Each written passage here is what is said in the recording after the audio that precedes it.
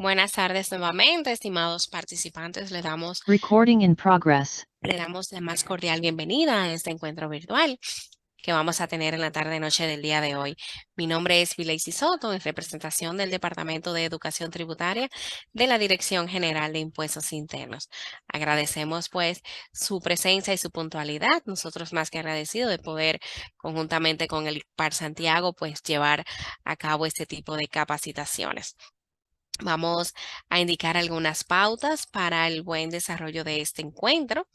Vamos a solicitar que en la medida de lo posible, una vez iniciada la ponencia, pues vamos a mantener todos nuestros micrófonos en silencio para poder escuchar a nuestra facilitadora sin interrupción alguna. Conjuntamente vamos a solicitar también que las cámaras web se mantengan apagadas, pues con esto aseguramos tanto la estabilidad de la conexión al Internet, así como también evitamos distracción alguna. Igual modo indicarle que nuestra vía de contacto o de comunicación durante estas horas va a ser el chat. Cualquier pregunta, cualquier inquietud que le pueda surgir a usted del tema, pues pueden colocarlas en el chat y yo estaré compilando cada una de esas inquietudes y al final de la exposición, pues vamos a estar dando respuesta a cada una de sus inquietudes. En este punto es importante aquí destacar de que vamos a estar viendo cada una de las inquietudes en el mismo orden en que fueron colocadas en el chat. Igual modo también en la parte final de este encuentro, pues voy a solicitar de su amable colaboración para completar una breve evaluación de satisfacción relacionado a este encuentro. Le estaré compartiendo a través del chat el enlace para que por favor pues no colaboren con esto. Estos resultados pues son de suma importancia, pues nos permiten a nosotros como Departamento de Educación Tributaria identificar oportunidades de mejora. Así que espero poder contar con la amable colaboración de cada uno de ustedes. Entonces, en la tarde de hoy vamos a ver todo lo relacionado a los procesos de auditoría fiscal y los recursos administrativos, un tema súper interesante de la mano de una de nuestras estimadas facilitadoras que contamos acá en el Departamento de Educación Tributaria. Vamos a ver el perfil de nuestra facilitadora y antes de iniciar, entonces le damos la palabra a la señora Ingrid para que nos, en nombre del ICPAR Santiago, pues nos dé también unas palabras. O bueno, señora Ingrid, puede hacer uso del micrófono ahora y luego entonces le damos la introducción, vemos el perfil de la señora Elina y así entonces damos formal inicio. Buenas tardes, le escuchamos. Buenas tardes. En nombre del Instituto de Contadores, le damos formal bienvenida a esta charla súper importante por parte de la DGI, que siempre de la mano con el instituto está trabajando para la actualización de los profesionales de nuestra ciudad. Nosotros muy agradecidos de que ustedes se hayan acogido a nuestra invitación, informándole que siempre estaremos publicando en nuestras páginas actualizaciones fiscales y todo lo que tiene que ver con DGI para que los contadores siempre se mantengan al día. Les dejo los micrófonos en buenas manos y gracias por siempre estar atento a las publicaciones del instituto. Así es. Muchísimas gracias, Ingrid. Entonces, en el día de hoy, ¿verdad? Para aprovechar el tiempo, vamos a informar que hoy nos acompaña la señora Elina Castro, quien tiene a cargo pues la excelente exposición de tan interesantísimo tema. Elina posee una licenciatura en Derecho, así como también una maestría en Derecho Administrativo de la Pontificia Universidad Católica Madre Maestra, así como también una maestría en Derecho Tributario y Asesoría Fiscal de la Universidad Iberoamericana UNIBE. Posee una especialidad en Administración Tributaria del Centro Interamericano de Administraciones Tributarias CIAT y conjuntamente de la Universidad del Externado de Colombia. Actualmente, la señora Castro se desempeña como administradora de la Administración Local Máximo Gómez de esa Dirección General de Impuestos Internos. Y Elina también forma parte del equipo de facilitadores de la red especialistas tributarios y educadores Retribuyes. Sin más preámbulos, sean todos nuevamente bienvenidos. Agradecemos pues su presencia y su puntualidad. Buenas tardes, Elina. Hola, buenas tardes a todos. Gracias por estar acá con nosotros. Para mí es un gran placer. Encendí la cámara para, pues, agradecerle su tiempo y compartir este ratito con nosotros, pero por asunto de poder sobrellevar la parte tecnológica, la voy a apagar hasta el final de la socialización. En este día vamos a compartir el tema procesos de auditoría fiscal y recursos administrativos. Este, como bien Bileisi les decía, vamos a dejar las inquietudes para el final, pero en el transcurso pueden perfectamente ir colocándolas en el chat, de manera entonces que podamos aprovechar el tiempo al máximo y podamos satisfacer todas las inquietudes. Nada, entrando en materia, para respetar el tiempo de los que ya están acá con nosotros, pues nuestra legislación con el paso de los años ha sufrido muchas modificaciones. A propósito del año 2004 hasta el momento actual, estamos hablando de 20 años, básicamente con el objetivo de que sean más eficientes y eficaces las recaudaciones y que la reducción para fines de evasión fiscal sea más notoria. Bajo una creación de un paradigma en el país, influyendo en la forma de llevar a cabo la fiscalización de los impuestos que administra esta Dirección General de Impuestos Internos. Para el tema que nos ocupa, es de mucha relevancia el Departamento de Fiscalización Externa, que es el área interna que lleva a cabo esos procesos de campo, esos procesos directamente en las empresas, el cual ha recibido muchas herramientas nuevas para fines de que se reduzcan esos riesgos de control y detección de evasión fiscal. En ese sentido, entonces, nos hemos visto en la necesidad de reorganizar esos procedimientos que se llevan a cabo, evidentemente que conforme a la normativa que tenemos vigente, pero para adaptarlo a esas modificaciones, valga la redundancia, que se han ido generando con el paso del tiempo. Tenemos un marco legal siempre en temas fiscales, a propósito de la Constitución, que establece que uno de los principios constitucionales tributarios es el de legalidad. Esto quiere decir que toda la actuación a nivel fiscal siempre va a descansar en un soporte legal.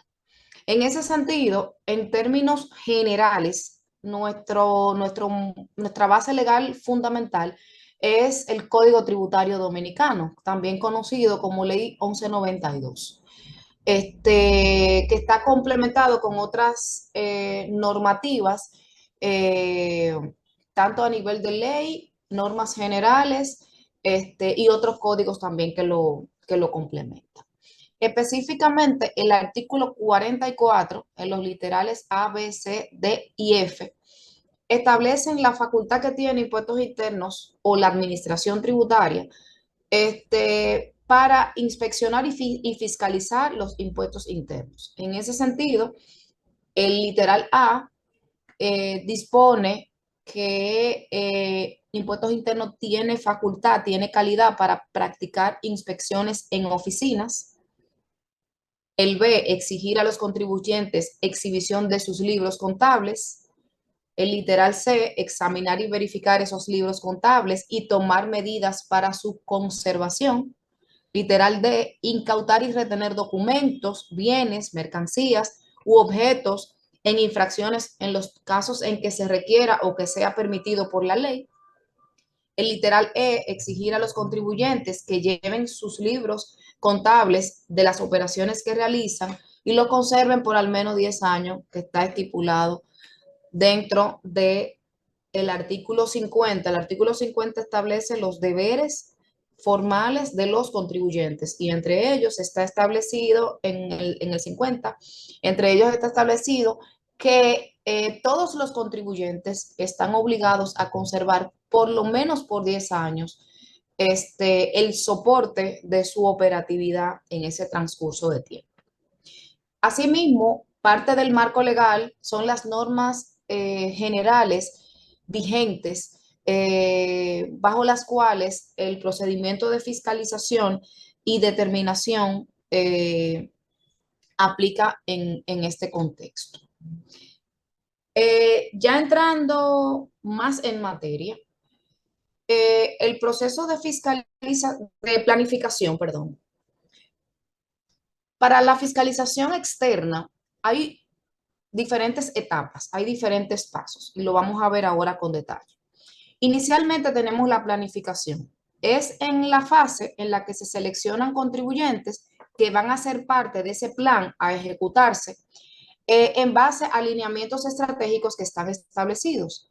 Se elabora un plan anual a nivel de la institución que recoge iniciativas a desarrollar durante el año, proyectando metas y también resultados. En ese sentido, esa selección engloba criterios que son estadísticos y administrativos. ¿Cuáles son los estadísticos?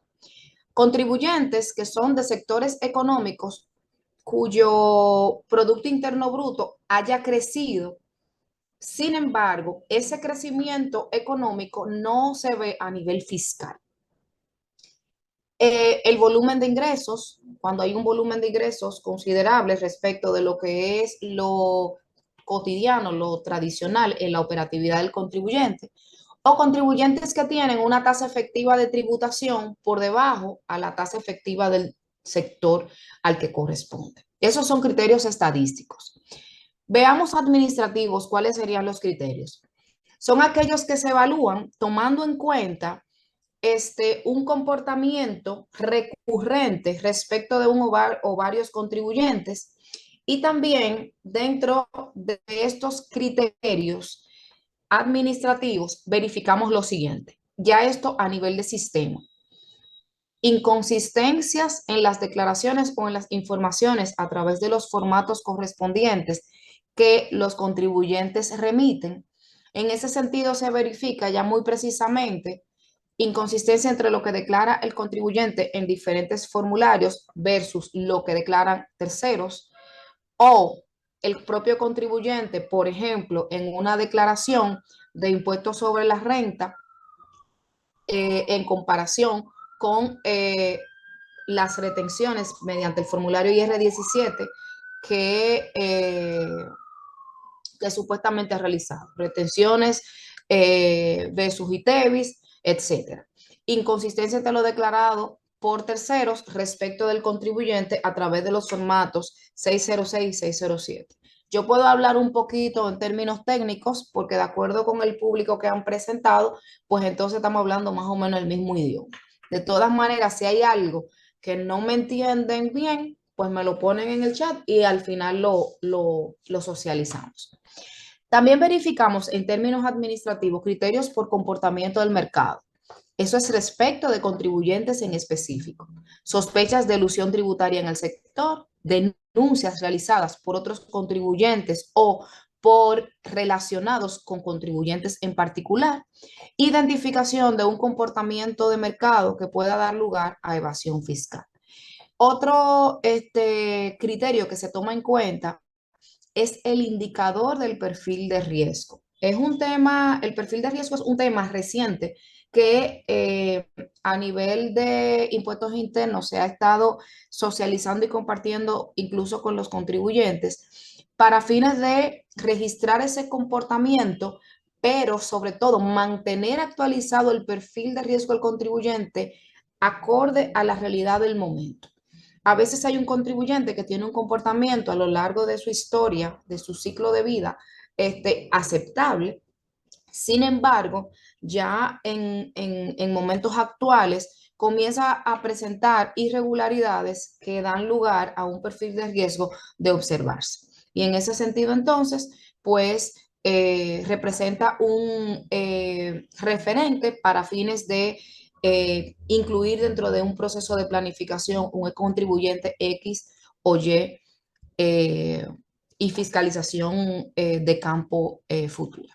Aquí podemos ver lo que es el flujo en sentido general para ese plan de la fiscalización que posiblemente a futuro se realizaría respecto de uno o varios contribuyentes.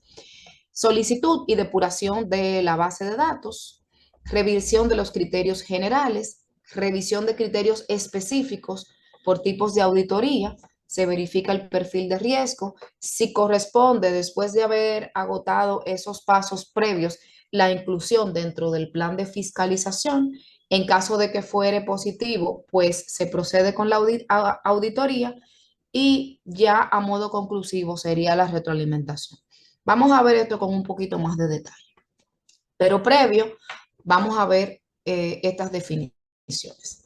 Una fiscalización es una verificación de registros contables de contribuyentes correspondiente a un periodo fiscal, donde se da por cerrado el periodo fiscal revisado, que podrá ser desde un mes de ITEVIS en adelante o lo que es lo mismo desde una declaración en adelante.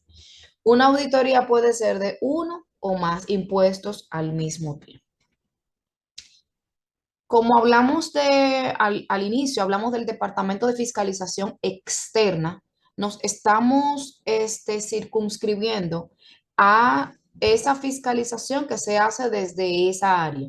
No necesariamente este concepto de fiscalización va a aplicar a una fiscalización de escritorio, porque en la fiscalización de escritorio no se tiene el acceso a esos libros contables de los contribuyentes, sino a las informaciones que los contribuyentes pueden proveer a través de los sistemas informáticos y presentando alguna documentación que justifique tal o cual inconsistencia o que justifique cualquier requerimiento por parte de la administración.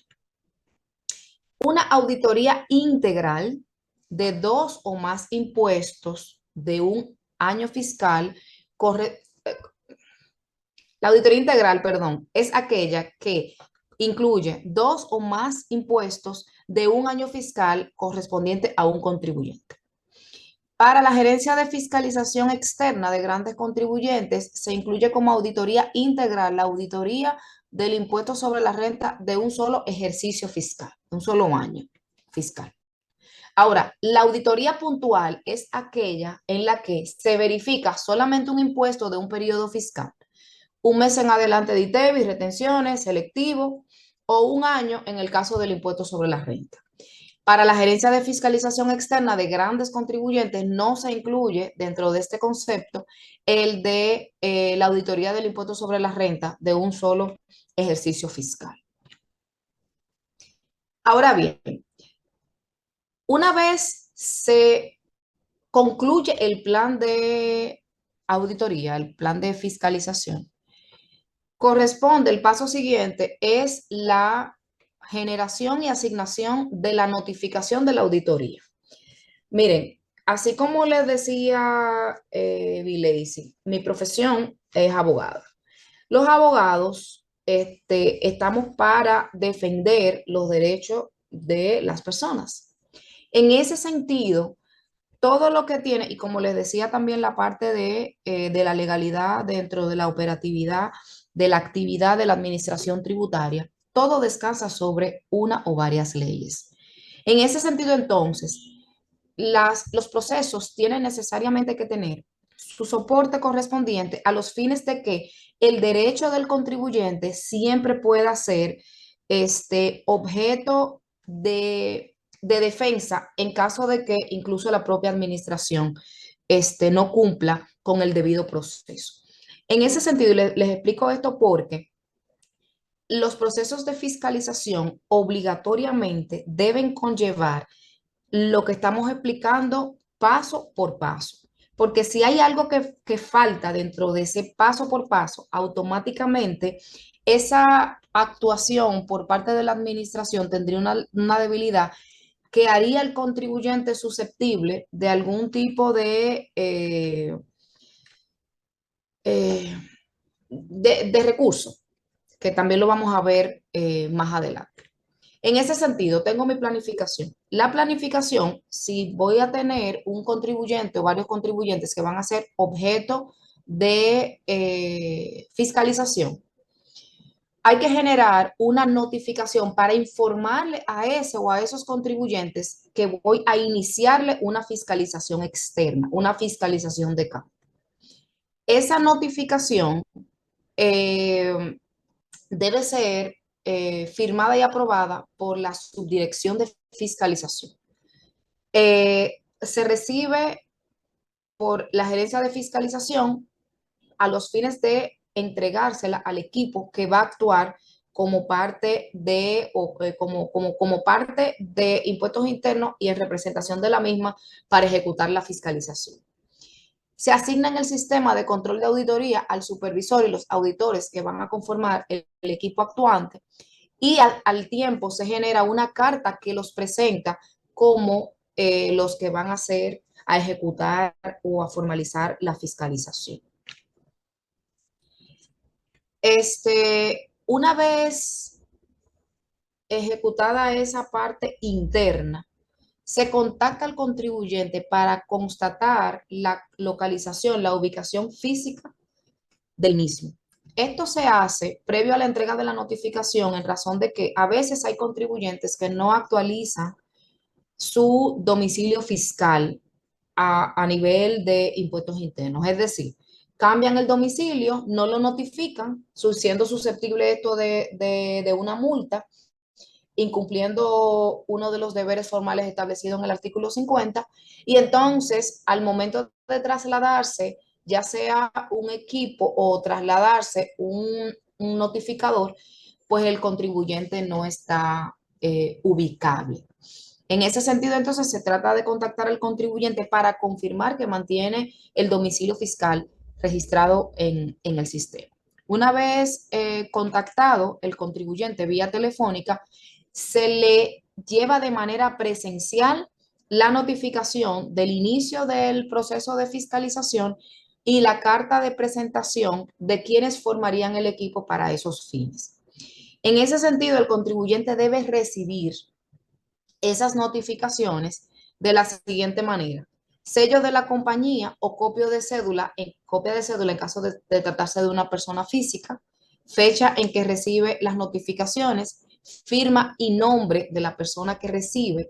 Siempre el nombre es importante porque la firma, la rúbrica, no me identifica a la persona que me recibió. Y si vamos a un proceso, ya sea a nivel administrativo o jurisdiccional, en términos de recursos, esa información es importante, tanto para impuestos internos como para el propio contribuyente. Si el contribuyente no aceptara las notificaciones, pues entonces se levanta un acta dando constancia de que el contribuyente no quiso aceptar, pero sí hubo un traslado y se constató que el contribuyente sí tenía ahí su domicilio fiscal. En ese sentido, entonces, se levanta un acta que, de acuerdo con lo establecido en el artículo 55, vale por notificación. Quiere decir entonces que si el contribuyente no recibe, no me impide la ejecución de la fiscalización, por lo que yo no le estaría violentando un proceso, sino simplemente continuando con el debido proceso establecido en la ley. Muchas veces hay procesos que, si la notificación no es recibida, detiene el proceso. En este caso, aunque no se reciba, pues simplemente se cumple con la formalidad que establece la ley y se continúa con el proceso de fiscalización. El proceso de auditoría como tal, ya hice mi planificación. Después de la planificación, notifiqué a mi contribuyente del inicio de la fiscalización y de cuál sería el equipo que actuaría para fines de ejecutar la misma. Entonces voy ahora a lo que es el proceso en sí. El proceso consta de 4 etapas. La primera es la planificación estratégica, cuyo objetivo es traducir la asignación de la fiscalización en un programa de auditoría. Es como hacer la proyección asumiendo que lo voy a ejecutar. La segunda etapa, a propósito de esa planificación, es la ejecución, que es cuando ejecuto esa planificación previa que ya determiné que para los fines aplica. El tercer ciclo o etapa es la estructuración del expediente y resultado de la auditoría. es organizar en diferentes secciones de trabajo lo que voy a hacer, o sea, en lo que va a consistir mi fiscalización, dependiendo de cuál sea la inconsistencia, dependiendo de cuál sea la causa que la motivó, y voy a determinar el resultado de la misma. Ojo con esto, la estructuración del expediente y a propósito de la parte recursiva del derecho de los contribuyentes y también del cumplimiento de la ley por parte de la Administración Tributaria, cada paso que se da debe estar por escrito, incluso lo que se conversa, eso lo vamos a ver más adelante. Entrevistas que se hagan y demás, todo debe reposar dentro del expediente, porque si no, entonces el expediente no tendría la validez que establece la ley. Eso es bueno que el contribuyente lo sepa, no a modo de buscar pie de amigo para no cumplir debidamente con lo que establece la ley en términos de cuando Impuestos Internos aplica su facultad de fiscalización y determinación, sino porque lo justo es que usted conozca en qué consiste todo el detalle del proceso para si tiene algún tipo de inconformidad a futuro, pues entonces sepa cómo poder sustentar esa inconformidad y más adelante vamos a ver por qué. Ya para concluir el proceso de auditoría, tenemos una resolución.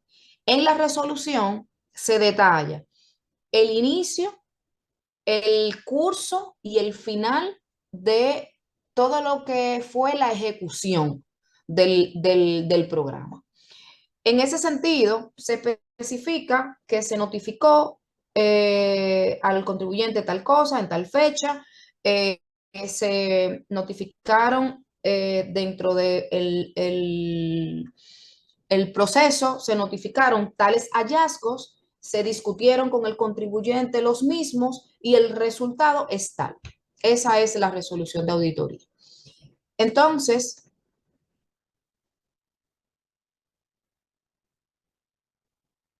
es importante resaltar que cuando la auditoría resulta sin interés fiscal, no emitimos una resolución. Miren qué es lo que pasa.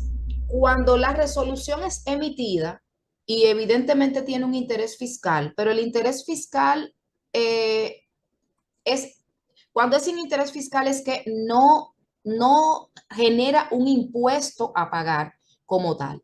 Pero es diferente cuando yo tengo, por ejemplo, compensación de saldo, reducción de saldo a favor o extinción del saldo.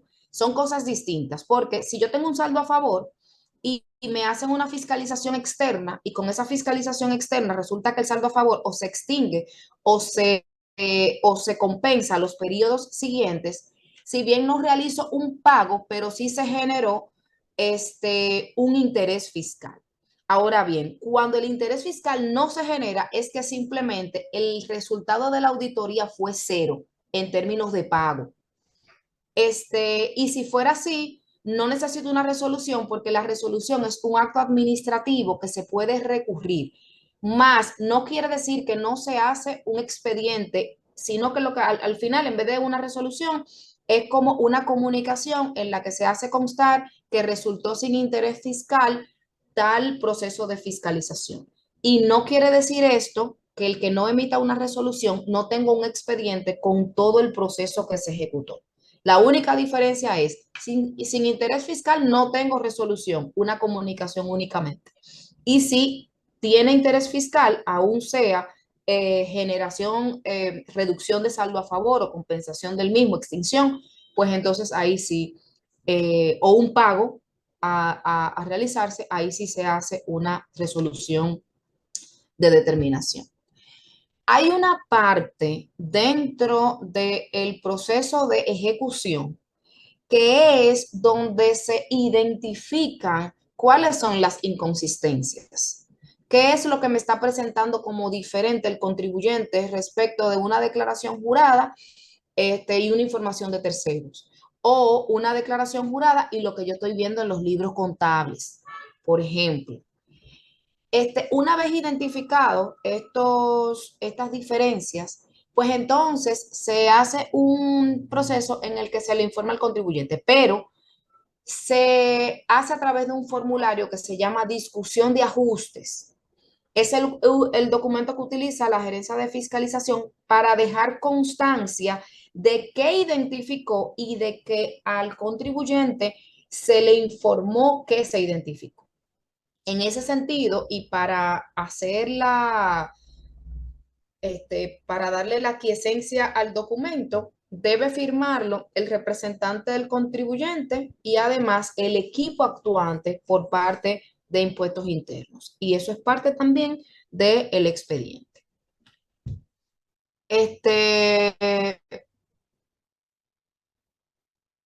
Volvemos un poquito hacia atrás, pero para entrar más en detalle respecto de la planificación estratégica del trabajo de fiscalización.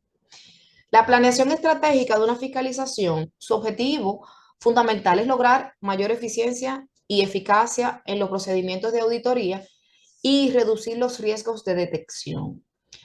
En esa etapa se procura conocer a fondo las características y aspectos relevantes, en términos fiscales obviamente, del contribuyente que está siendo objeto de fiscalización, como pueden ser antecedentes fiscales, su actividad económica, que ustedes saben que la actividad económica se puede cambiar en cualquier momento, siempre y cuando el contribuyente así lo, lo determina.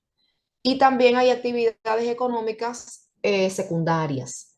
A veces la principal no es el motivo por el cual se inicia la fiscalización, sino por una actividad secundaria. El sector o línea de negocio en el que opera, la participación en el mercado, niveles de riesgo fiscales, entre otros.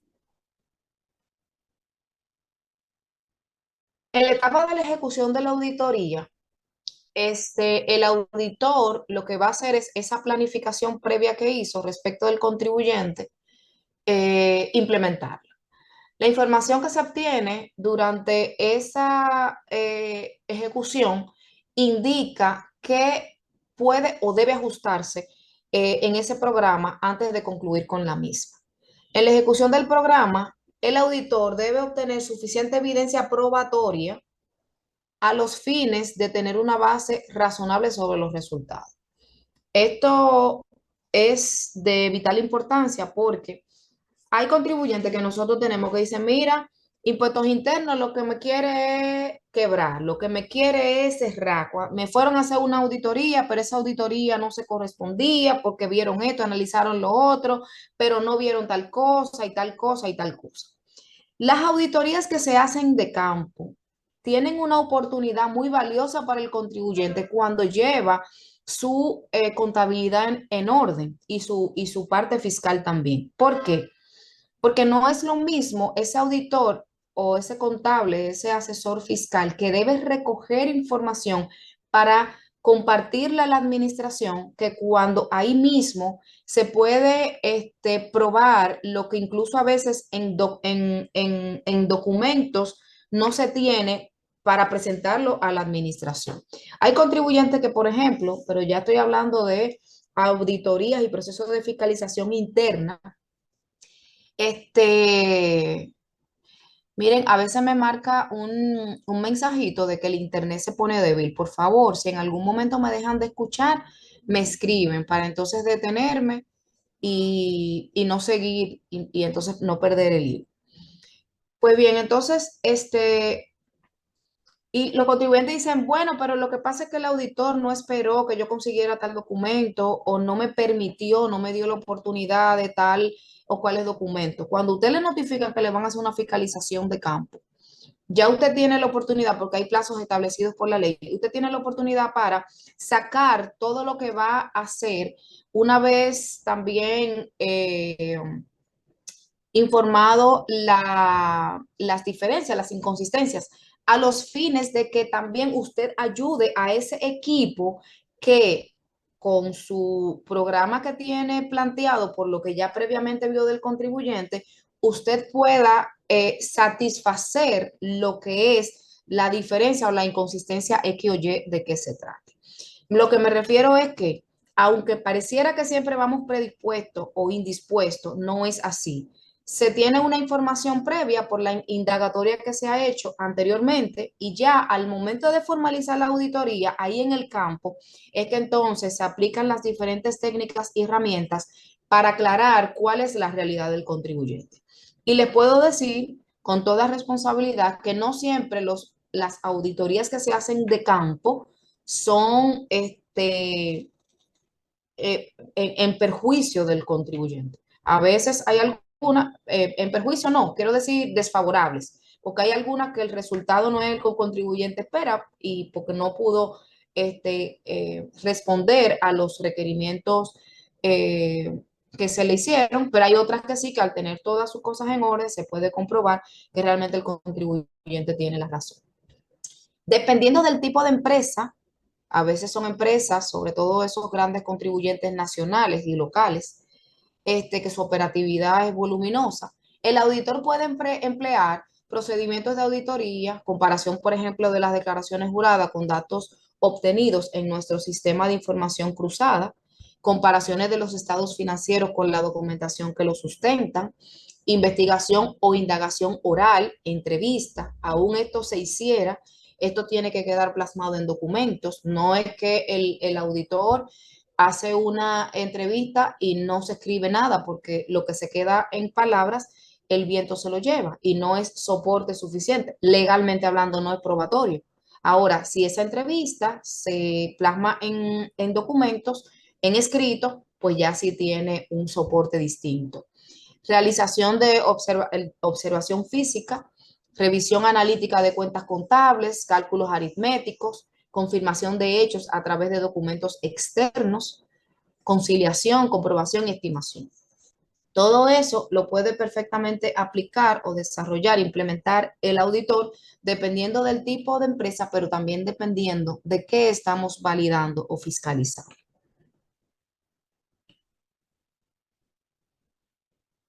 En cuanto a la auditoría del impuesto sobre la renta, se toma el tamaño de las muestras a verificar utilizando la tabla que pueden ver en pantalla, tabla Military Standard.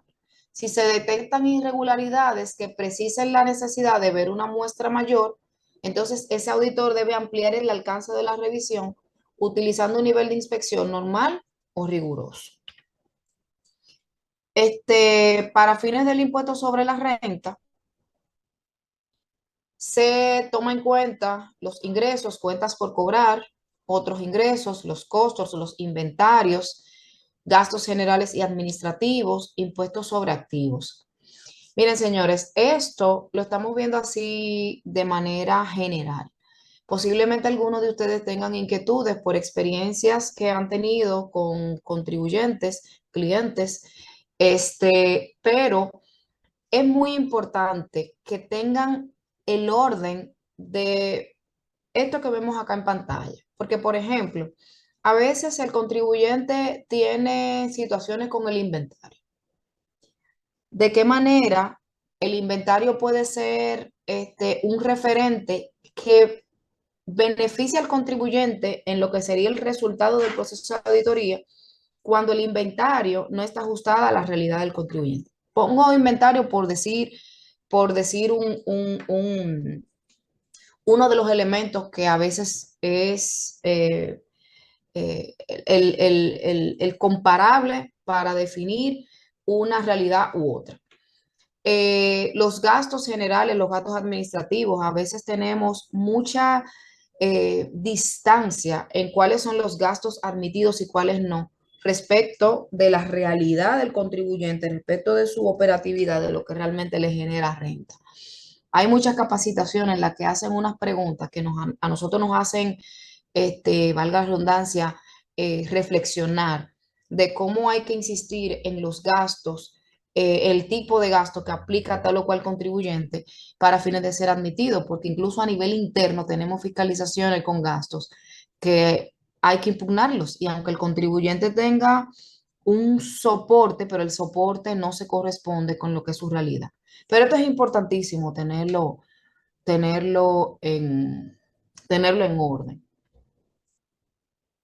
En el caso de el impuesto sobre la renta, pero lo referente a las retenciones, es importante, el objetivo que se plantea es asegurarse de que los pagos sujetos a retención hayan sido objeto de la misma y que éstas hayan sido pagadas. Nosotros tenemos eso de rutina, entre otras cosas más, que a veces el contribuyente no realiza las retenciones como corresponde.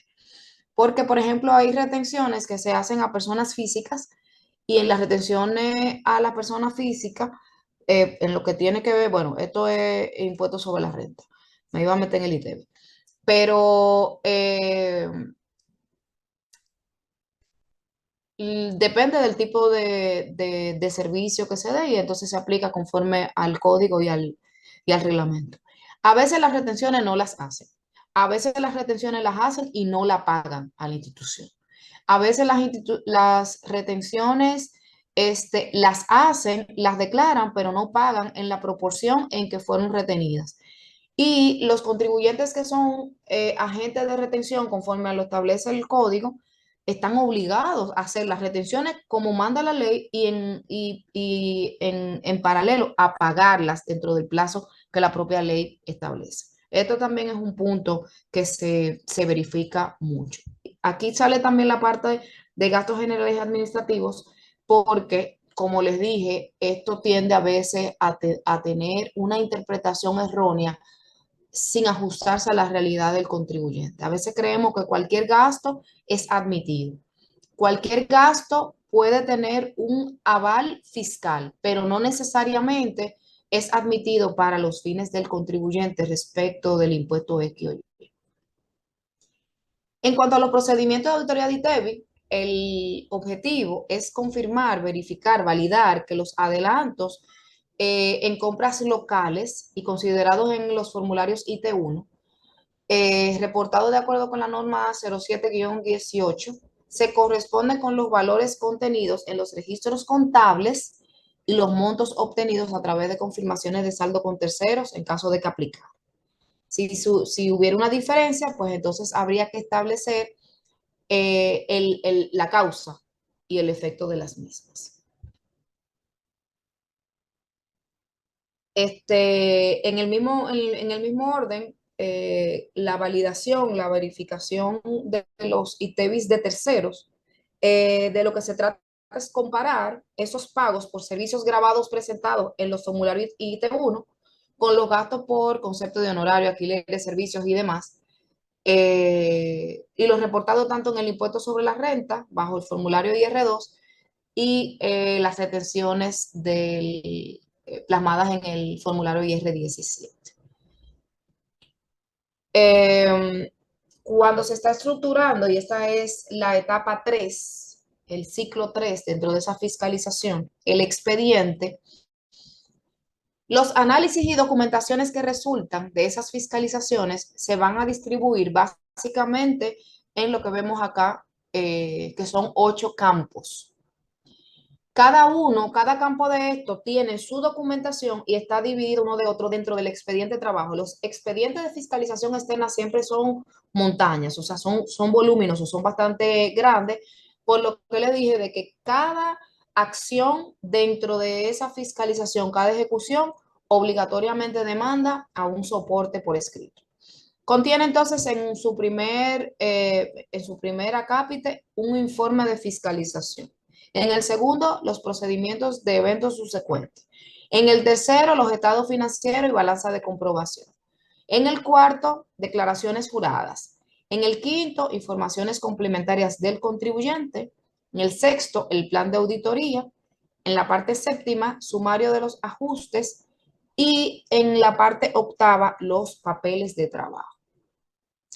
Para los fines, es importante saber que este es el expediente que se arma dentro del proceso de fiscalización. Ahora bien, no es para el contribuyente. O sea, no es que se hacen 2 expedientes, no. El contribuyente tiene la documentación que necesita, las notificaciones, cuando se notifica la resolución, ese tipo de documentos que le dan soporte en caso de que el contribuyente necesite algún tipo de asistencia, de soporte, valga la redundancia, si recurre. Y también para sus archivos, aunque no recurra.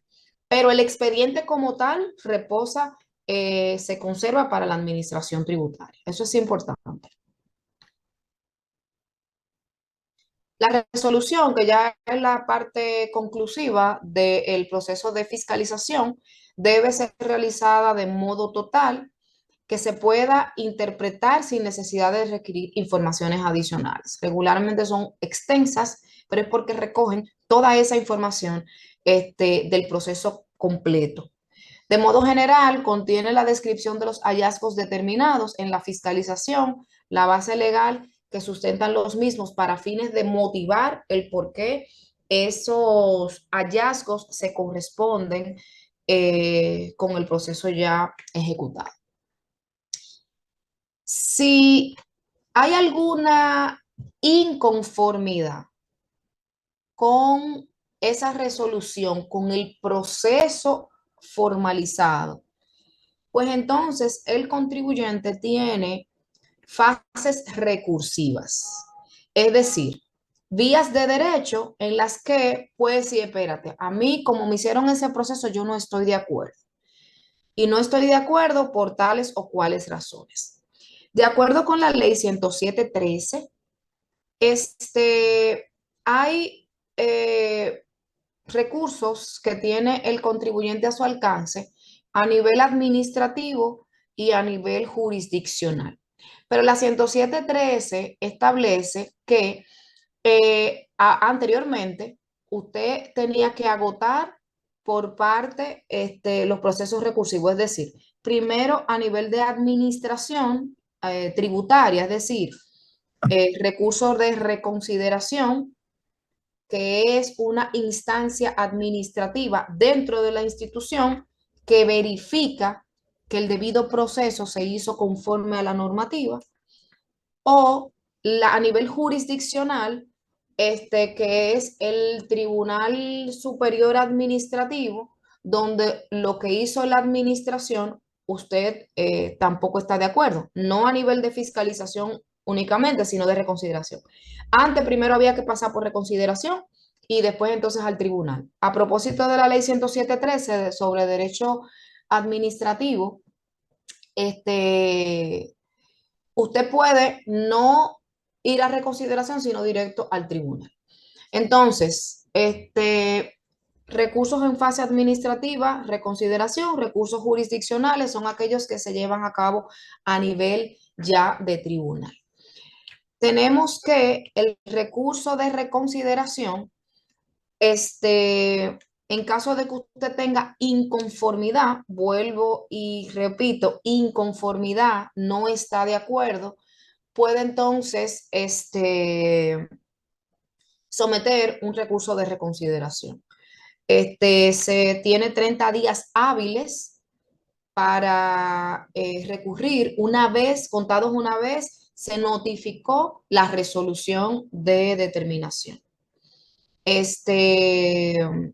En el recurso de reconsideración, usted debe explicar las razones por las que no está de acuerdo con la fiscalización realizada, presentar la documentación probatoria, que dicho sea de paso, está establecido en la normativa que se le puede conceder un plazo ampliatorio para fines de aportación de pruebas y evidencia de no más de 30 días.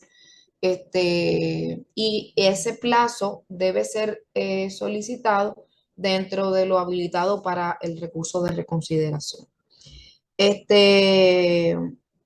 Cuando soy enfática al decir que usted no esté de acuerdo y que tenga motivación al no estar de acuerdo, es porque a nivel de fiscalización externa no es admitido, como lo es fiscalización interna, fiscalización de escritorio, la solicitud de una rectificativa. Y no es admitida porque ya es una fiscalización que se hace directamente con el contribuyente en su domicilio fiscal y en donde se constata todo respecto de ese orden o ese manejo que tiene el contribuyente directamente con sus libros contables y ese orden fiscal. Lo que quiere decir que al ser directo, a ser de campo, pues es la oportunidad que tiene el contribuyente para poder mostrar, justificar todo lo que se le requiera respecto de las diferencias identificadas o notificadas o inconsistencias.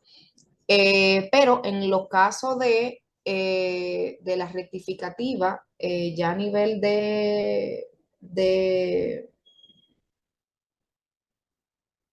administración interna, de fiscalización interna, pues el procedimiento es diferente. Aquí lo que aplica es recurso. Los requisitos de recurso de reconsideración tiene que especificar de manera concreta cuáles son los motivos de inconformidad, tiene que interponerse en el plazo legal y que tiene que ser una persona con calidad que haga la solicitud o que motive la solicitud. Entiéndase una persona con calidad, el propio contribuyente, un representante del contribuyente que esté legalmente autorizado con la formalización de ley, un poder bajo notario y legalizado, o un responsable identificado como tal, de acuerdo con lo que establece el código.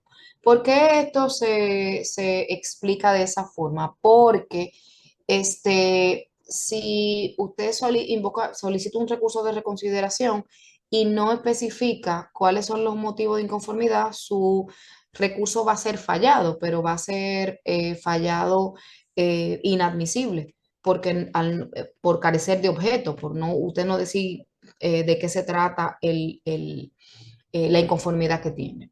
Igual, si no presenta la evidencia que justifica la inconformidad, pues es muy probable que el recurso tampoco tenga el resultado que posiblemente espera el contribuyente. En el caso entonces de los recursos a nivel jurisdiccionales, está el recurso contencioso tributario. El recurso contencioso tributario, como les dije, puede ser sometido, requerido por el contribuyente sin pasar por reconsideración previamente. O pueden recurrir en caso de lo que falle el departamento de reconsideración en caso del contribuyente estar inconforme. Ahora bien, ¿cuál es la diferencia con la parte jurisdiccional y lo administrativo? Conlleva la representación de un abogado con las condiciones que establece la ley, un abogado que esté autorizado para esos fines, y ya el contribuyente tendría necesariamente que hacerse valer del abogado y representar del abogado. En fase administrativa, pues como hablamos, esto no es necesario.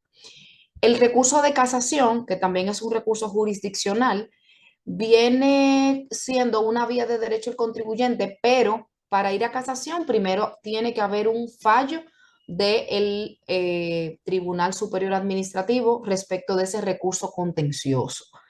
El recurso de casación es a través de la Suprema Corte de Justicia, también tiene unas formalidades jurisdiccionales y legales propias de abogados.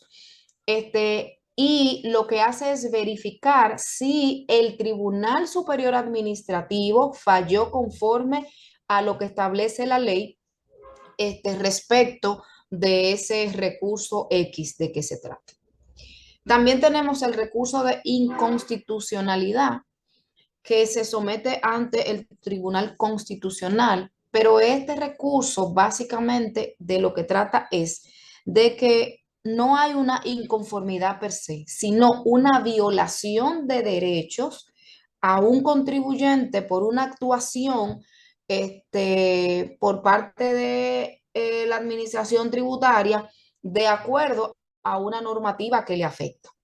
En ese sentido, entonces, se debe presentar la normativa que le ha afectado ese derecho fundamental reconocido por la Constitución.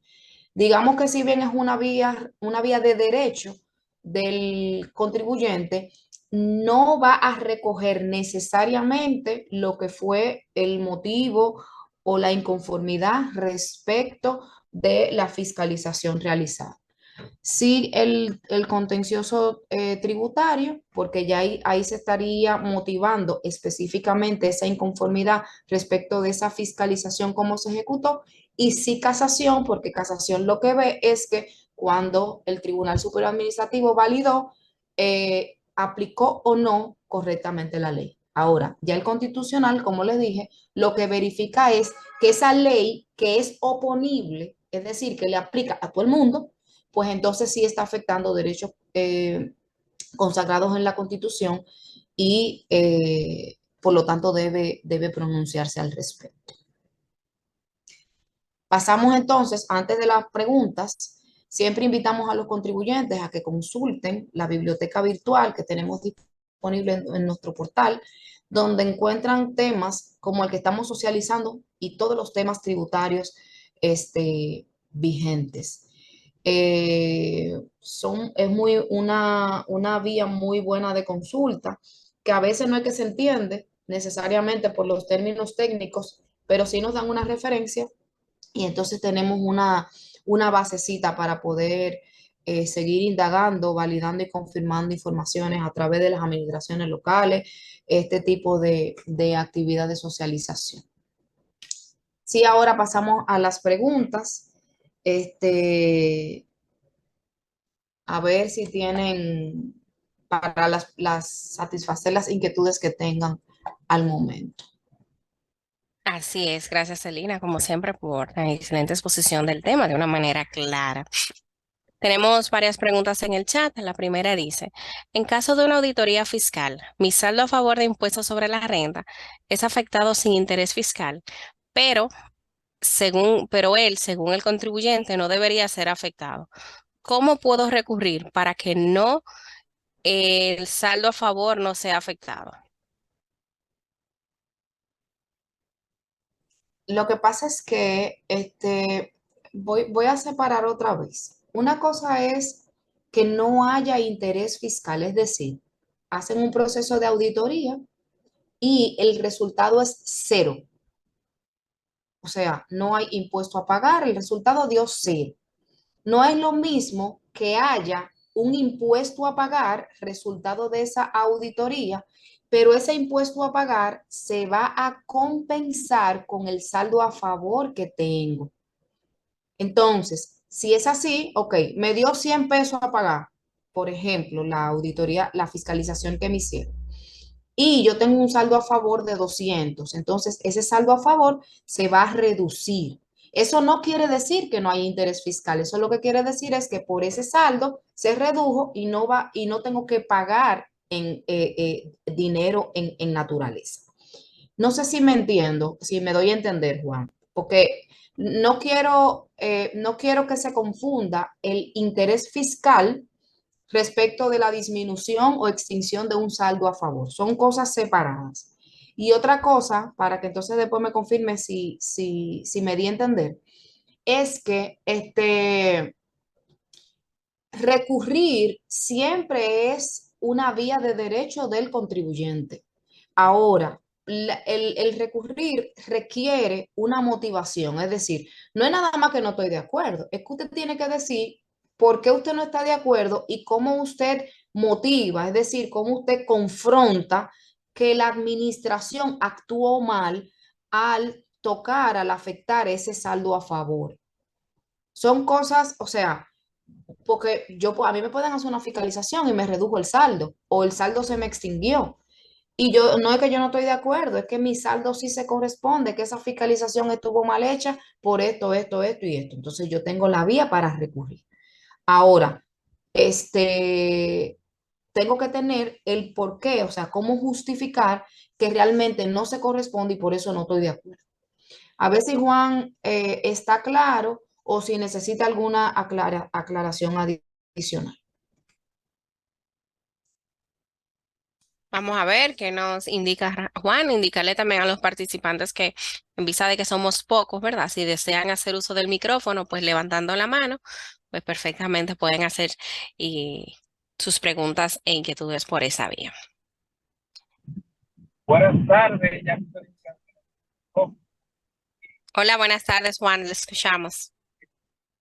bien. Me refería que cuando es fiscal, que tanto como que una regla, según lo que ella dijo, yo puedo entender, se emite una comunicación en caso de que sea disminuido en tanto como la fecha.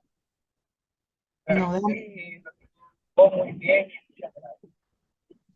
Ok, Juan, déjame explicarte qué es lo que pasa. Mira, a ver si escuché bien porque se escuchaba muy interrumpido. Mira, cuando se emite la resolución te puede dar un valor a pagar o la resolución te puede afectar un saldo a favor.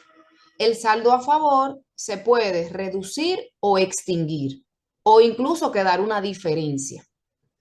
La resolución me dio a pagar 100, pero yo tenía un saldo a favor únicamente de 50. Entonces se extingue el saldo a favor y la diferencia de 50 hay que pagarla con las penalidades que va a arrastrar posiblemente la fiscalización. Ahí yo tengo una resolución. Ahora, cuando yo no te doy una resolución, cuando el resultado de la fiscalización fue cero, ¿cuánto me dio a pagar? Cero. Pues entonces ahí no hay interés fiscal.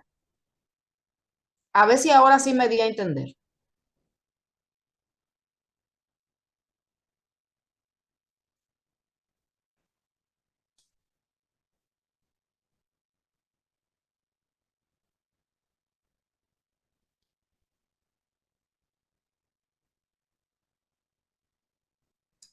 No tengo la respuesta de Juan Viley. Si no sé si podemos seguir con Sí, la próxima o si él sí, responde. exacto. Vamos a esperar que Juan nos confirme a través del chat Ok. para poder concluir con esa respuesta. Vamos con la siguiente. La siguiente pregunta dice, ¿cómo sabe la DGI que el inventario no es real? No, lo que pasa es que esa validación de inventario se hace ahí en esa fiscalización de campo. No es que sabe o no sabe. El contribuyente declara y en función de esa declaración, con lo que se ve ahí en el domicilio fiscal, se pudiera asumir si es real o no es real. Pero realmente no es que se sabe porque sí. Se valida con lo declarado con el contribuyente y lo que se puede observar ahí en ese domicilio fiscal. La siguiente pregunta dice, ¿no se piensa modificar el guardar los documentos por 10 años en vista de la entrada de los comprobantes electrónicos? Es una información que realmente no la tenemos. Cuando se habla de modificar algo que está establecido en una ley, eso ya pasa al ámbito de política fiscal. Y la política fiscal involucra tanto al Ministerio de Hacienda como al Congreso Nacional y al Poder Ejecutivo. En ese sentido, entonces, esa modificación, si se estuviera considerando, habría que ver ya a ese nivel para esos fines. Los comprobantes electrónicos, si bien vienen también por ley, este, son una forma moderna de llevar mejor control tributario y van a servir evidentemente de soporte y a limitar el tener que hacer ciertos reportes acompañando las declaraciones juradas, pero no necesariamente toda la operatividad de un contribuyente reposa solamente en ese tipo de documentos. Hay otros documentos que son parte de esa contabilidad y parte fiscal que requiere conservación. Entonces, no puedo dar la información de si se está pensando o si se piensa modificar esa parte del código tributario, pero lo que sí es que mientras tanto hay que continuar con ese lineamiento legal. La siguiente pregunta dice, ¿los recursos contencioso tributario de casación y de inconstitucionalidad solo proceden en caso de una auditoría de escritorio? No, también en caso de una auditoría o fiscalización de campo, una fiscalización externa. Aplica para ambos.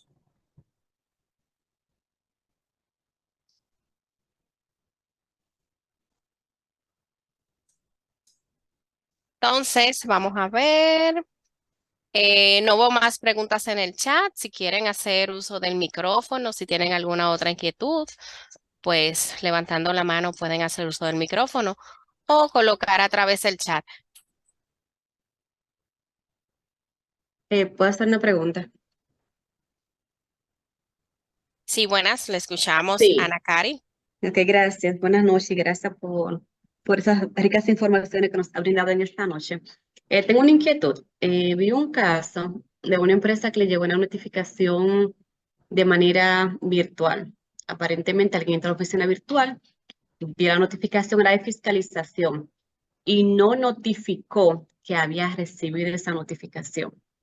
Un tiempo después, la empresa recibió ya el acta, la resolución, indicando todo lo demás. La empresa se sorprendió porque nunca había recibido una notificación y que la recibió virtualmente, no le informó.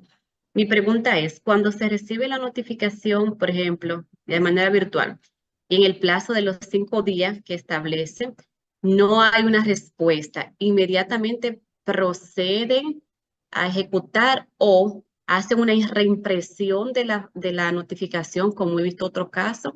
¿Qué sucede en esas situaciones cuando no hay una respuesta en los 5 días? Inmediatamente el oficial debe proceder. Sí, lo que pasa es que ahí estamos hablando de un proceso de auditoría de escritorio. Ahí no estamos hablando de una auditoría de campo, de una fiscalización externa, porque la fiscalización externa obligatoriamente tiene el contribuyente que notificarse de que se le va a iniciar ese proceso y quiénes van a ser parte de. ¿De acuerdo? Ahora, cuando se trata de la fiscalización de escritorio, esa fiscalización de escritorio sí conlleva unos plazos establecidos en la normativa. Ahora bien, no se hace una reimpresión. Lo que sí es que muchas veces los 5 días no son necesariamente eh, como esa camisa de fuerza. Casi siempre el tiempo es un poquito mayor de los 5 días que establece la norma.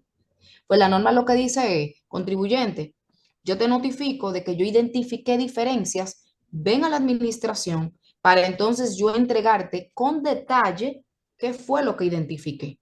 Y a partir de entregarte ese detalle, entonces tú me puedas aportar lo que va a justificar esas diferencias. A veces el contribuyente no se apersona o a veces el contribuyente recibe la notificación y esa notificación que recibió por X o Y no le da validez o no le da importancia. Entonces, a veces se apersona en un tiempo después. Pero lo que manda la ley es, lo que manda la norma es que pasados los 5 días yo puedo seguir con mi proceso de determinación. Pero insisto, estamos hablando de fiscalización de escritorio, esa no es la fiscalización externa. Ok, gracias. Tenemos otra manito levantada, Nandi. Hola, Nandi, te escuchamos. Buenas noches a todos. Una inquietud. La fiscalización de campo, la DGI la notifica de manera electrónica o de manera física. ¿Cuál es la diferencia entre la de campo con la del escritorio? Ok, primero, la primera pregunta. La notificación a la fiscalización de campo es física,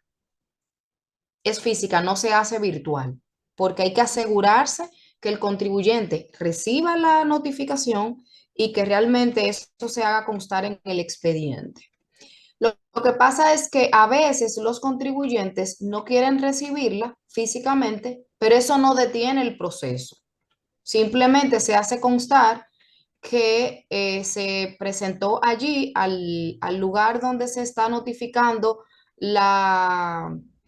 el inicio de la auditoría, y el contribuyente no la quiso recibir. El Código Tributario establece que cuando ese tipo de cosas pasa, vale por notificado, siempre y cuando se haga constar de la forma correcta que el contribuyente no quiso recibir, vale por notificado para fines futuros, incluso si hay algún recurso o algo así que el contribuyente diga, no, pero espérate, yo no lo recibí, a mí no me notificaron, no, espérese, usted no lo recibió, pero la notificación sí se hizo. Entonces, se notifica física. Respuesta a la primera pregunta. La segunda, la fiscalización de campo, la fiscalización externa, es la que se hace a donde el contribuyente opera, en su domicilio fiscal.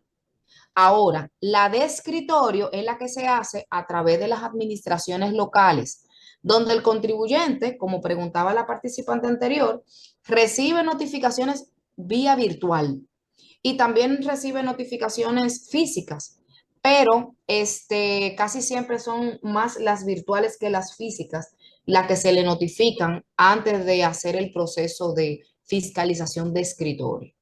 Entonces, la de escritorio son las que se hacen en las administraciones, que el contribuyente que trae los papeles, el contribuyente que viene y sea persona, pero en la de campo, la institución con un equipo de trabajo que designa es que va a donde el contribuyente presta sus servicios. Ok, muchas gracias. Siempre a la orden. Vamos a ver si tienen alguna otra pregunta.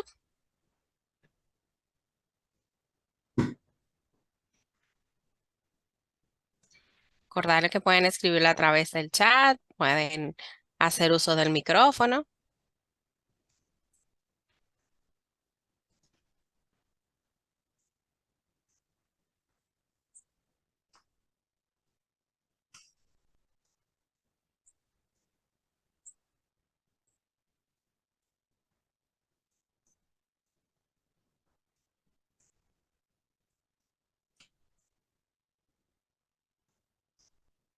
Vamos entonces a compartir la evaluación de satisfacción para que por favor nos colaboren con esta mientras van escribiendo sus preguntas.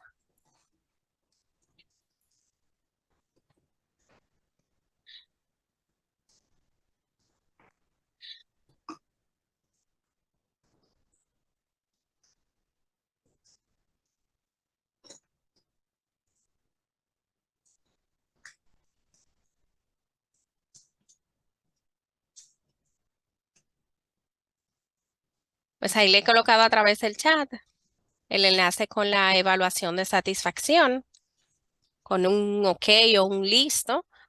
Pueden hacerme saber a través del chat cuando hayan completado. Juan Aquiles nos dice que excelentes informaciones.